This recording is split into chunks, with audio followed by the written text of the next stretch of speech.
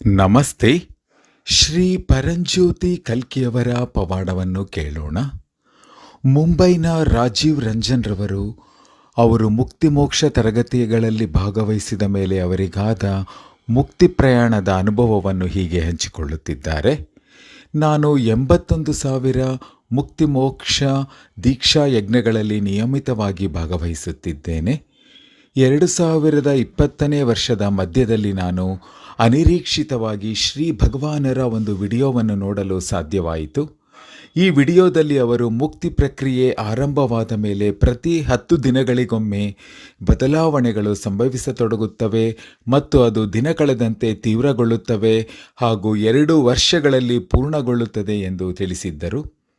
ಶ್ರೀ ಭಗವಾನರು ಹೇಳಿರುವುದಕ್ಕೆ ತಕ್ಕಂತೆ ನನ್ನ ಆಂತರಿಕ ಪರಿವರ್ತನೆಯ ಪ್ರಕ್ರಿಯೆ ಶಕ್ತಿಯುತವಾಗಿ ಪ್ರಾರಂಭವಾಯಿತು ಮತ್ತು ಇದು ಈಗಲೂ ನಡೆಯುತ್ತಿದೆ. ನಾನು 10 ದಿನಗಳ ಹಿಂದೆ ಇದ್ದ ವ್ಯಕ್ತಿಯಂತಿಲ್ಲವೆಂಬುದನ್ನು ನಾನು ಹೇಳಬಹುದು.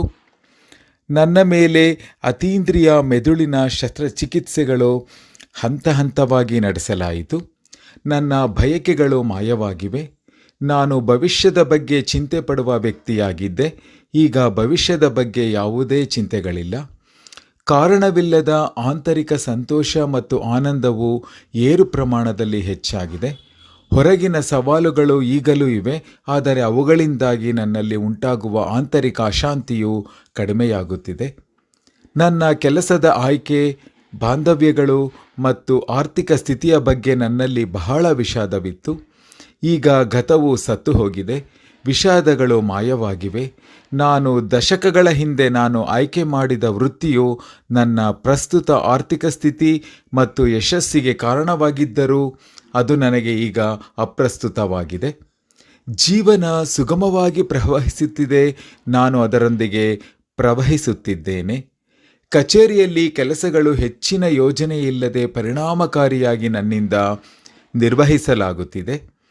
ಈ ಹಿಂದೆ ಯಾರಾದರೂ ನನಗೆ ಘಾಸಿಯನ್ನುಂಟು ಮಾಡಿದರೆ ನಾನು 7ರಿಂದ 10 ದಿನಗಳ ಕಾಲ ಆ ನೋವನ್ನು ಅನುಭವಿಸುತ್ತಿದ್ದೆ. ಈ ಅವಧಿಯು ಹಂತ ಹಂತವಾಗಿ 2 ದಿನಗಳಿಗೆ ತಗ್ಗಿ ಈಗ ಅದು ಕೇವಲ 1 ಗಂಟೆಯಾಗಿದೆ ಮತ್ತು ನಾನು ಆ ನೋವಿನಿಂದ ಹೊರಗೆ ಬಂದಿದ್ದೇನೆ. ಈಗ ಮತ್ತೊಬ್ಬರ ಮನಸ್ಸು ಹೇಗೆ ವರ್ತಿಸುತ್ತಿದೆ ಮತ್ತು ಅವರು ಅದಕ್ಕೆ ಹೊಣೆಗಾರರಲ್ಲ ಎಂಬುದನ್ನು ನಾನು ಅರಿಯಬಲ್ಲೆ. ಕ್ಷಮೆ ಸುಲಭವಾಗಿ ಸಾಧ್ಯವಾಗುತ್ತಿದೆ. ಎಲ್ಲವೂ ಸ್ವಯಂಚಾಲಿತವಾಗಿ ಸಂಭವಿಸುತ್ತಿದೆ. ಮೊದಲ ಮುಕ್ತಿ ತರಗತಿಯಲ್ಲಿ ಶ್ರೀ ಭಗವಾನರು ಹೇಳಿದಂತೆ ನಾನು ಯಾರ ಜೊತೆಗೂ, ಅವರು ಎಷ್ಟೇ ಶ್ರೀಮಂತರಾಗಿರಲಿ ಅಥವಾ ಪ್ರಭಾವಶಾಲಿ ವ್ಯಕ್ತಿಗಳಾಗಿರಲಿ, ನನ್ನ ಆಂತರಿಕ ಸ್ಥಿತಿಯನ್ನು ಅವರೊಂದಿಗೆ ವಿನಿಮಯ ಮಾಡಿಕೊಳ್ಳಲು ಇಚ್ಛಿಸುವುದಿಲ್ಲ. ಏಕೆಂದರೆ ನನಗೆ ಈ ಆಂತರಿಕ ಸ್ಥಿತಿಯ ಆನಂದ ಅತ್ಯಮೂಲ್ಯವಾಗಿದೆ ಎಂದು ನನಗೆ ಅರಿವಾಗಿದೆ. ಆಲೋಚನೆಗಳು ಮತ್ತು ಆಂತರಿಕ ಸಂಭಾಷಣೆಗಳು ಗಮನಾರ್ಹವಾಗಿ ಕಡಿಮೆಯಾಗಿದೆ. ಅವುಗಳು ನನ್ನ ಆಂತರಿಕ ಅನುಭವದ ಮೇಲೆ ಕನಿಷ್ಠ ಪ್ರಭಾವ ಬೀರುತ್ತದೆ. ಪ್ರಾಣಶಕ್ತಿಯ ಮಟ್ಟವು ಗಮನಾರ್ಹವಾಗಿ ಹೆಚ್ಚಾಗಿದೆ. ದಿನಪೂರ್ತಿ ಎಷ್ಟೇ ಕಾರ್ಯನಿರತನಾಗಿದ್ದರೂ ದಿನದ ಕೊನೆಯಲ್ಲಿ ನನಗೆ ಆಯಾಸವಾಗುವುದು ಅಪರೂಪವಾಗಿದೆ.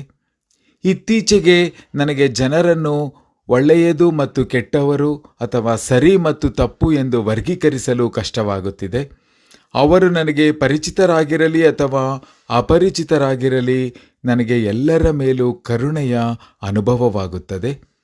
ಹೆಚ್ಚಿನ ಸಮಯ ಅವರು ಅನುಭವಿಸುವ ಆಂತರಿಕ ಸಂಘರ್ಷ ಮತ್ತು ಅವ್ಯವಸ್ಥೆಯನ್ನು ನಾನು ಅನುಭವಿಸಬಲ್ಲೆ. ಯಾರಾದರೂ ಮತ್ತೊಬ್ಬರ ಬಗ್ಗೆ ನನ್ನ ಮುಂದೆ ದೂರು ಹೇಳಿದಾಗ ನಾನು ತೀರ್ಪು ನೀಡಲು ಹೋಗುವುದಿಲ್ಲ. ನಾನು ಅವರಿಗೆ ಸ್ವಾಭಾವಿಕವಾಗಿಯೇ ಸ್ಪಂದಿಸುತ್ತೇನೆ ಮತ್ತು ಅವರ ಬಗ್ಗೆ ಕರುಣೆ ತೋರಿಸುತ್ತೇನೆ. ಈ ಜಾಗೃತಿಯನ್ನು ನನಗೆ ಕೊಡುಗೆಯಾಗಿ ನೀಡಿರುವುದಕ್ಕೆ ಶ್ರೀ ಪರಂಜ್ಯೋತಿ ಭಗವತಿ ಭಗವಾನರಿಗೆ ಅಪಾರವಾದ ಧನ್ಯವಾದಗಳು. ಇದು ದಿನದಿಂದ ದಿನಕ್ಕೆ ವೇಗವಾಗಿ ಬೆಳೆಯುತ್ತಿದೆ. ಜೈ ಬೋಲೋ ಮುಕ್ತಿ ಮೋಕ್ಷಾನುಗ್ರಹ ಪ್ರದಾತ ಪರಮಾತ್ಮ ಪರಂಜ್ಯೋತಿ ಶ್ರೀ ಭಗವತಿ ಭಗವಾನ್ ಕಿ ಜೈ.